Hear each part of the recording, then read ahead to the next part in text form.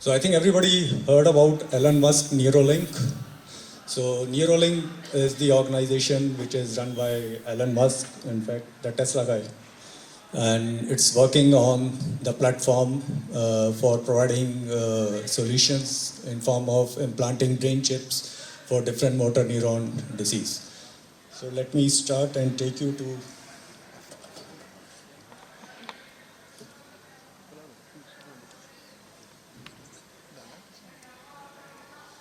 So right now, the biggest hurdle what is happening in neuroscience segment is basically the brain disorders, which has been one of the biggest bulk of indication and prevalence now world over. And out of this, neurodegenerative disease such as Parkinson's, Alzheimer's, multiple sclerosis, or other vascular disease, epilepsy, seizure disorders, they are increasing day by day. And as we know, the aging population has almost grown by 20% by 22% by 2015, and there is a big going to be a big task for the radiologist to diagnose at early stage for such neurodegenerative disorders. And the scenarios in India or most of the South Asian countries is very challenging. We have very limited specialty of radiology in India. One of the data of Indian Radiological Society say we almost have one radiologist per 2 lakh population. So, and out of this, 200 is neuroradiologists, which is the highest qualification, the DM. So there is a huge amount of gap between the imaging analysis of neuro disorders, because radiologists are the ultimate authority who basically gives their comments on the reporting pattern of various neuroimaging. So such delays can even lead to the delayed in treatments, such as in case of stroke, where each and every minute is important. The golden hour, 3 hour, which is called to do a thrombolysis in stroke. So we need such kind of a solution which is kind of assistive to radiologists, assistive to medical fraternity, physicians and surgeons, which can help them in improving the accuracy of the diagnosis or providing the long-term sustainable results with their therapy. And AI now these days is filling that gap. It is used as a aid, or can be said as a passively, it is supporting the medical fraternity in providing the accurate and consistent diagnostic profiles of the patients, rapid and patient-specific treatments, and ultimately helping the preventive care also to improve. This is one of the data of US FDA. If we look at the top 3 specialties, the US FDA has given the device approval, the commercial device approvals to almost the top 3 specialties consist of radiology, cardiology and neurology. But radiology itself, the biggest part is to analyze the imaging. So neurology and imaging and radiology goes hand in hand. So neurology, AI is definitely going to be the game changer for treatment and diagnosis.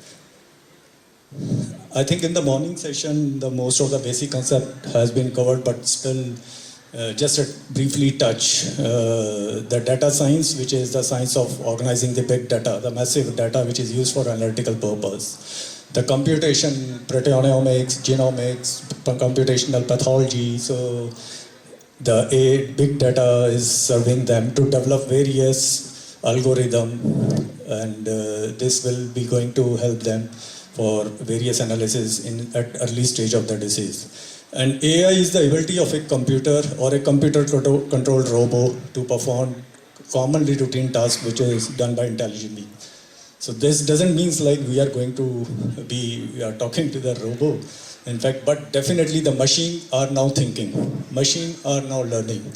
And how thinking and learning is going on, it is based on various deep neural network, which in AI is called deep learning.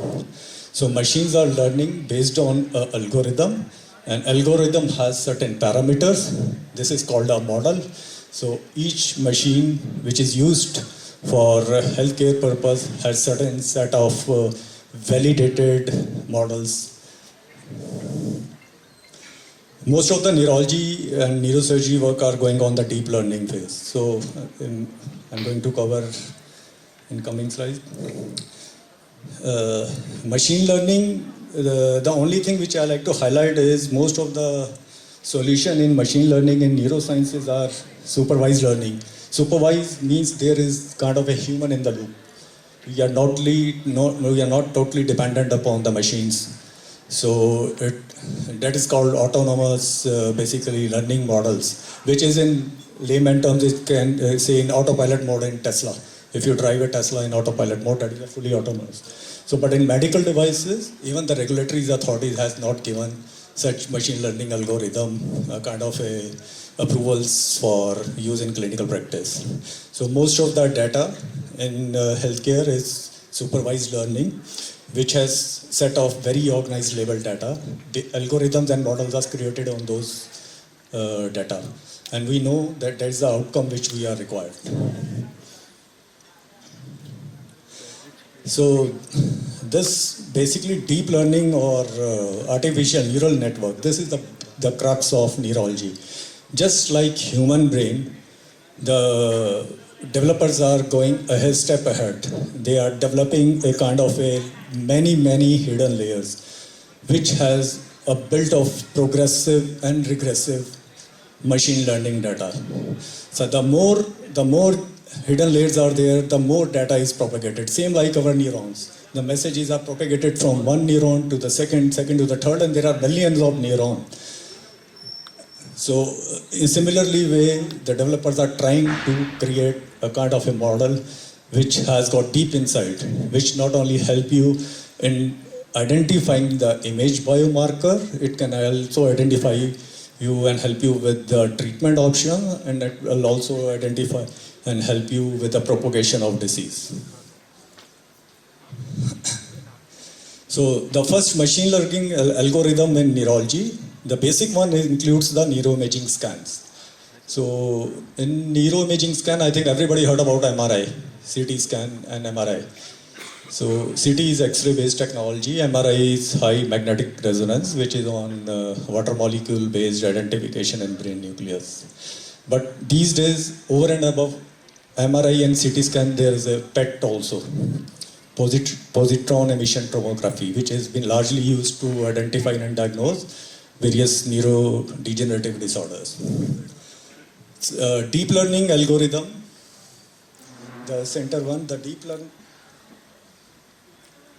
learning algorithms is one step ahead than the machine learning algorithms. In fact, in this case scenario, you actually analyze the various brain nucleus.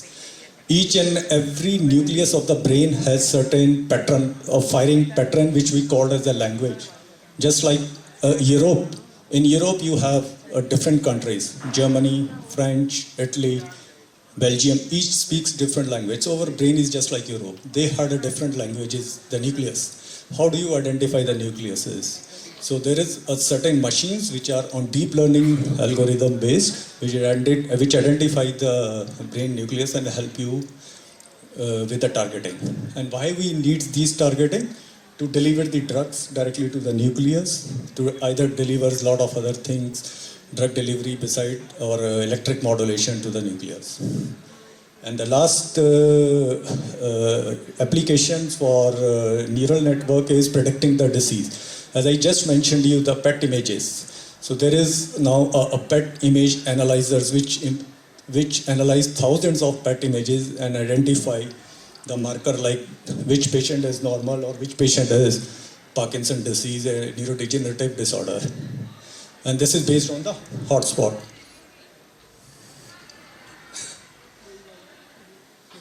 So the four major applications which I take you through with the base of AI-powered solutions now, and these are happening in India, and radiologists are using it, in fact, day in, day out now in most of the regular centers. The one is the stroke. Stroke is based on identification, different type of stroke, based on CT-based technology. And then Alzheimer's disease, again a degenerative disorder. It's based on MRI and PET-CT scan-based image biomarkers. Parkinson disease on MRI based, and last the brain tumor again on MRI based. And how do they work? PD, or we call it as a Parkinson disease broadly, is the biggest bulk of neurodegenerative disorder world over. And the growth of PD incidence and prevalence is tremendous. Like, it is old data, but still it shows 53% increase in prevalence rate for Parkinson's patient. And these are the most debilitating group of patient, least aware, least penetrative disease segment, in fact, Parkinson. And 7 to 10 million populations of PD patients are there worldwide. So the diagnosis is pretty hard for radiologists or neurologists. It takes a lot of effort for them to diagnose or label a Parkinson patient because it overlaps with many, many other diseases. And what is Parkinson based? The root cause is here dopamine. We know the dopamine is a neurotransmitter which is kind of a black color due to neuromelatonin in nature, and it's stored in substantia nigra in the midbrain. The midbrain is, in a layman term, we can call it as a basal ganglia, the midbrain, which is a collection of nucleus. So there is a very small nucleus called substantia nigra, which include the dopamine. So with the age or with degeneration or due to secondary conditions, the dopamine start depleting. And this is one of the cut sections of cadaver, in fact, which identify how the normal NPD patients are affected. There is a loss of dopamine, and it's totally transparent as compared to the black nature of, on the left side figure, the normal and affected part. So here comes the solution. It's first AI-based solution globally now. It's US FDA approved, available in India also, to identify and diagnose PD patient at MRI stage, in fact. So in MRI, generally, routinely, the best of technology is 3 Tesla MRI is available in India. But once you take the 3 Tesla MRI, and still you're not able to identify the SNR. Like, usually the radiologists will not able to see in very regular flow. And we've seen the dearth of radiologists. One radiologist has to scan at least hundreds of scans, and he needs to check the SNR. And it's not available with best of 3 Tesla high magnetic field MRI. So what they developed an algorithm which they call it as susceptible map weighted image. And if you look at the most left side, this is the 7 Tesla, the highest machine, the only machine which is available in US right now. And the red area which is marked on the left side is clearly shows this is a SNR. But in India or across the world, 95% installation of the machine are 3 Tesla, and you cannot make out the SNR. SNR is absent in the machine, so what will radiologist do? Either he will send a patient for further investigation, that is even most costly, that is PET scan. Each PET scan costs around 30 to 40,000 in India. And patient has to take basically isotopes, like in the blood the isotope has been injected. So a sustainable long-term solution, the startup which few years back were working, and they developed a solution where they, with the SMW1 imaging technique, they can clearly make the SNR available. So we can clearly demarcate, yes, there is a healthy SNR. So patient is right now not labeled as a Parkinson disease. Maybe the disease has progresses. So what we require to do? Now we require to do a qualitative analysis, means how much dopamine is getting degraded in volumes. So that is the second step for this machine. This machine learning algorithm. So SMW1 clearly, in first picture you say the top 4 pictures, 4 different patients of different age groups as compared with the SMW1 images, and you clearly see SNR visibility on the top, on the left side. And similarly, further closer look at SNR visibility in SMW1 images as compared to the regular MRI. And this scan is PET scan. Again, AI, what AI has done, it differentiated the idiopathic Parkinson, which is the real crux. Like we need to treat idiopathic Parkinson also in the same way, like secondary Parkinson, but there is a different treatment protocol. And we know SNR is not visible in normal MRI, and patient has been referred to PET. Even in PET, sometimes the red color hotspots which you are seeing, that there is a depletion of red color hotspot on the left side in all the scans of the patient. So this clearly labeled it as there is a lack of dopamine and patient is moving toward the Parkinson disease. As compared, their second patient is also same symptoms, it's called secondary Parkinson, drug-induced Parkinson, whereas SNR is still healthy. So there is a two different protocol.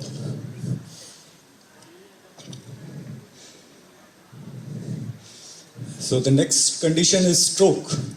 And we know it is one of the most deadliest, second biggest cause of death, the stroke.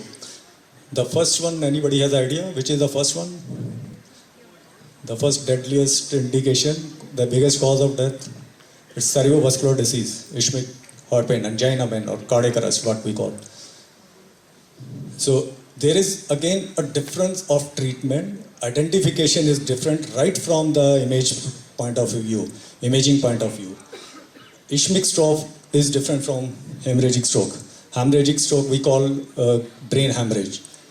In ischemic stroke, there is a basically occlusion of the artery, carotid artery, which carries the blood to the brain. Whereas in ischemic, there is a breakage, there is a rupture of the artery where where the blood starts accumulating over the membranes of the brain, which is called meninges. So, and you both has got different protocol. And what is the current scenario right now in India? Before that, so the solution which AI is providing is a deep learning based algorithm where the thousands of current group of patient has been studied, normal and with stroke, with ischemic stroke, with hemorrhagic stroke, and their patterns have been studied. And that mathematical model has been created and fitted into the continuous learning curve of machine learning. And so in a 2 minutes, with a normal CT scan, you can identify this is patient of ICH, intracerebral hemorrhage, or large vessels occlusion. And it also gives you an idea how much is the brain damage on the score of 10. If it is less than 7, this means the brain is almost atrophy is going to happen. So the above row is the normal protocol of CT scan. Whenever there is a stroke patient, immediately the nearest hospital they go, they do a non-contrast CT scan. CT, we know, X-ray based technology. Non-contrast means it's a plain CT scan. No dye is been injected. And non-contrast CT is used to detect the bleeding. So once the CT scan report is there, now second CT scan again immediately has to be taken to check whether it is a bleeding with the contrast medium is being injected to a patient to diagnose the large vessel occlusion. So whole of this process then start the treatment, whether it is ICH or it is a LVO disease, they start the treatment. It will take 3 to 4 hours. And what the guidelines say, we have to treat stroke patient within first 2 to 3 hours, the golden hours. Okay. So this AI-based software, it really is giving kind of a helping hand to the radiologist. Like it just takes 2 or 3 minutes to analyze and give you the reports and identify which sort of stroke it is. It's ICH, large vehicle occlusion, and along with the aspect ratio. So the one more problem which is prevailing in our community, we have seen the Alzheimer is catching up day by day. We are hearing like, and what Alzheimer is basically, it's a part of dementia. Dementia is kind of which affect memory, thinking, and behavior of a patient. So dementia is a very broad term. What sort of dementia? Whether it is due to Alzheimer or due to its Lewy body or due to cerebrovascular disease or with Parkinson itself. So now how to identify? So there are protein biomarker on the images which needs to be identified. So, and in Alzheimer disease generally, what happens, the brain starts shrinking, moving towards the atrophy. So we need a certain kind of imaging marker, and also how we can calculate on scoring pattern of a health of a brain. So the proteins basically are beta amyloid and tau proteins, which get accumulated at neural pathway and stops the cellular transport and leads to the brain death. So on the PET scan, so this what this AI-based software do? It same patient, it merged the PET scan and MRI scan of a patient. It's just like cap over the head, slice to slice, and it gives analysis of hotspot, like which area of the brain protein accumulation has been done and how much is the quantity and what sort of protein it is there, just with the imaging technique. So at least radiologists can screen immediately those patients. It is not making 100% result confirmation, but at least screening is going on. In fact. And how we measure the health of a brain, the technique called diffusion tension imaging. These are again an imaging technology where the health of a white matter attached with the various part of the brain, which we call connectomes. The more connectomes, the more healthy connectome, the more healthy is the brain. So neurosurgeons, neurologists, radiologists, this is the boom for them. They are already started working on the MRI merging with the DTI images of the patient to check the various atrophy, pre-surgery, post-surgery, or for neurodegenerative diseases, or for epilepsy. So DTI images giving a lot of help to them in fact identification of disease, and it gives the cortical thickness. The cortical thickness of the brain directly proportional to the health of the brain or atrophy of the brain. And again, we know brain tumor, or we call it as a malignant brain tumors. It's again the concern area for neurosurgeons. And there are many instances when cancer cells from the primary area, such as lungs or breast or from renal area, they get spread out to the brain. And the brain tumors start with 2 millimeter and above. Even in MRI, it is hard to identify 2 millimeter lesion. It's very hard. So this same AI algorithm has got an option of identifying the brain lesions as small as 2 millimeter and above. And not only that, it will give you a picture which is on the right side. It will give you a picture like which area, how deep is the lesion. Like if you look at in the brain in the three-dimensional, you will have a different coordinates of the same lesion. So the once identification will be there, the second stage will be the planning of neurosurgeons. Either he can check whether this is a malignant or not. At least he can identify the lesion very correctly now. He knows where is the lesion. So now we come to the treatment. This is the deep learning. This is complete amazing. It's available in India. It's called brain pacemaker or deep brain stimulation. In fact, I was here in last Congress also. I covered it in detail. And they look at the technology, how it is changes. Within a year, in fact, sir was here. Last year we were talking about deep brain stimulation. This treatment modality is pacing the brain. Means directly go to the nucleus, which are important for the movement disorder. In Parkinson's disease, the nucleus we know is subthalamic nucleus. Dopamine manufactured, stored inside the substantia nigra, it travels to the subthalamic nucleus. If there is a lack of dopamine, there is a problem with the movements of the patient. And what are the movements? These are called trap. Lot of tremor, rigidity, freezing. So what generally neurosurgeon in this case do? They place the pacemaker in the chest area, and the wire, which we call electrodes, are into the subthalamic nucleus. And nucleus, the volume of nucleus is 4 to 5 millimeter. So this therapy is used for epilepsy, OCD, tremor, and dystonia cases. So these are all neurological conditions. And what is difference now is we had a AI-based completely product line for brain pacemaker. This is called adaptive brain pacemakers or sensing brain pacemaker. So they check the local field potential of the brain. As I mentioned to you, each nucleus has got their language. The electrodes which are inside the nucleus, they check they check the various changes in the field potential, and current will be delivered accordingly. So it is very customized therapy for patient implanted with the DBS. The green color which comes is kind of a sensing, and orange color is delivering to the same nucleus. So the right side is the how basically is the various firing patterns of the nucleus is observed.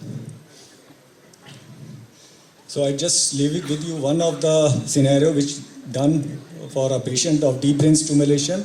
This patient is a Parkinson patient implanted with the brain sensing electrodes, totally akinetic, akinesia, freezing, slow movement, rigidity, difficult to walk, postural imbalance. All these are symptoms of just.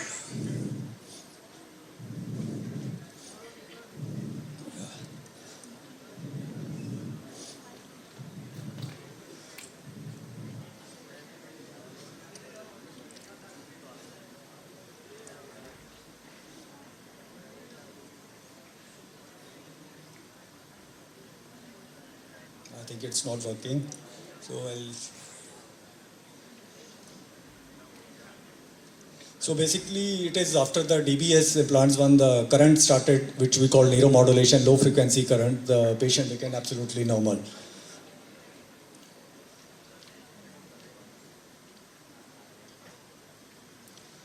So in India, DBS, these implants are happening from last 20 years, but the brain sensing, the adaptive AI-based implants started last year only.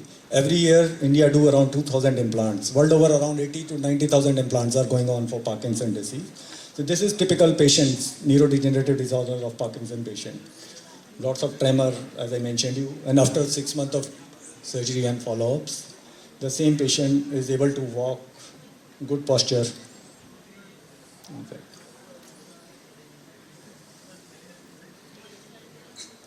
So these are the various target nucleus inside the brain. As I mentioned, it is difficult to target.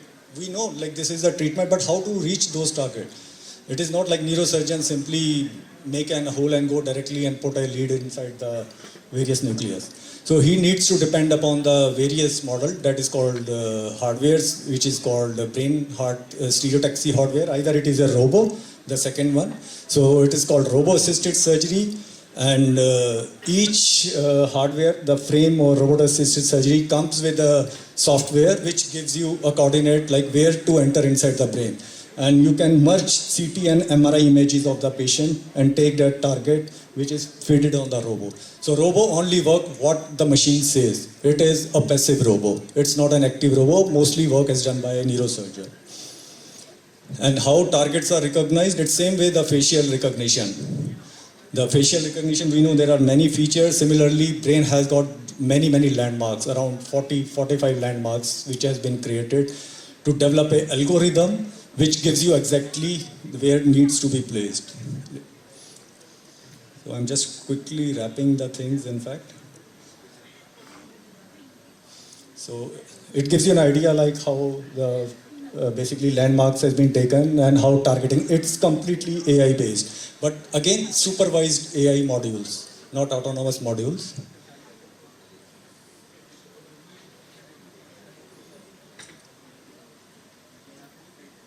So this neurosurgeons do this part.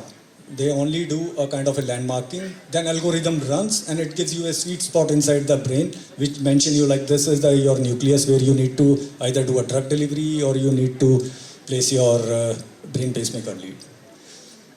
So this algorithm runs at predicted targets and it provides you with the tagging.